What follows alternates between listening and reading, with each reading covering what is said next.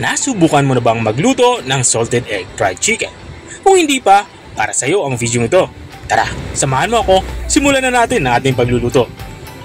Mayroon nga tayo ditong chicken wings. Ang gagawin ko lang ay hihiwain lang natin ito.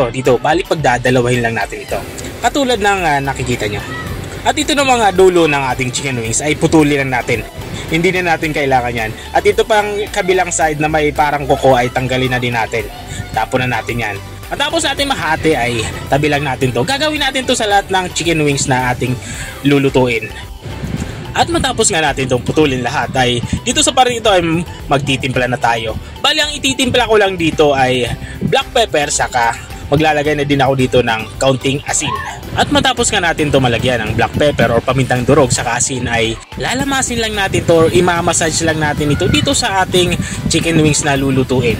Ginagawa nga natin to para madaling manuot yung lasa ang inilagay nating pampalasa dito sa ating chicken wings. At matapos natin malamas ito ay tabi lang natin. At matapos nga natin may tabi yung ating mga chicken wings ay gagawa naman na tayo ng ating pang breadings.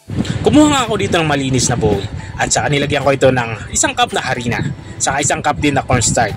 Nagdagdag na din ako ng paprika at naglagay na din ako ng durog na paminta saka kaunting asin para may lasa na itong ating nagawang breadings. At dahil nga wala akong garlic powder ay naglagay na lang ako dito ng fresh na bawang.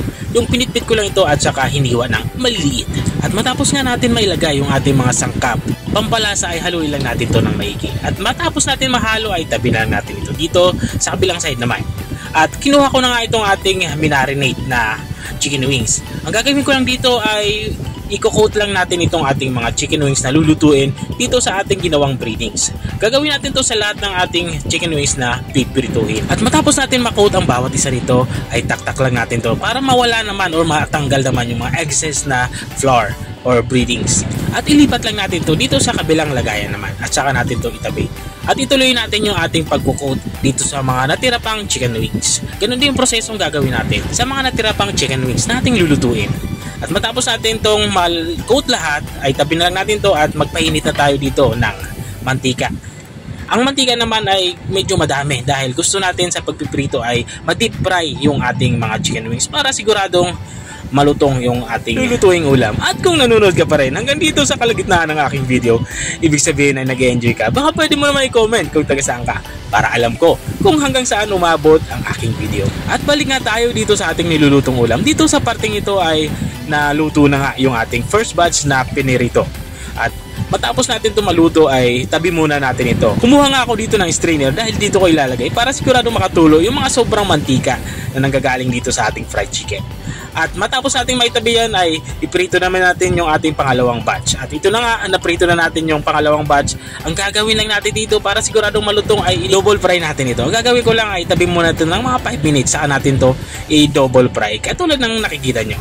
At habang nga tayo ay nagpapatuloy sa ating pagluluto, gusto ko lang shoutout ang mga masusugid nating mga taga-subaybay. Big shoutout nga kay Sir Herogen Navarez from Sarangani Province. I-shoutout din kay Roloda Garcia ng Rojas, Isabela. At shoutout din kay Sir Januar Bisandi Paler ng Las Piñas. Maraming salamat sa walang sawang panunood at pagsubaybay dito sa aking channel. At balik tayo dito sa ating nilulutong ulam. Dito nga sa parte ito ay naglagay na ako ng butter. Saka naglagay din ako ng bawang. At itong ating pulang sili. Igisa lang natin ito ng bahagya sa mahinang apoy. At kapag lumabas na yung aroma nito ay maglalagay na tayo dito ng salted egg.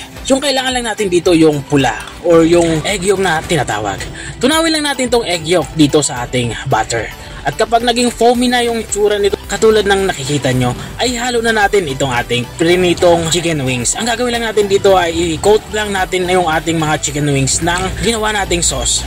Halo-haloy lang natin ito na maigi para lahat ng ating chicken wings na niluluto ay ma-coat ng ating ginawang sauce. At kapag na-coat mo na ito lahat ay pwede mo na itong iserve. Ito na nga yung ating salted egg fried chicken. Kung nakarating ka hanggang dito sa dulo ng aking video, maraming salamat sa panonood. Kung nagustuhan mo naman yung bago nating recipe, binahagi, baka pwede mo naman ito i-share. O siya, hanggang dito na lang ako. Kita-kita ulit sa susunod.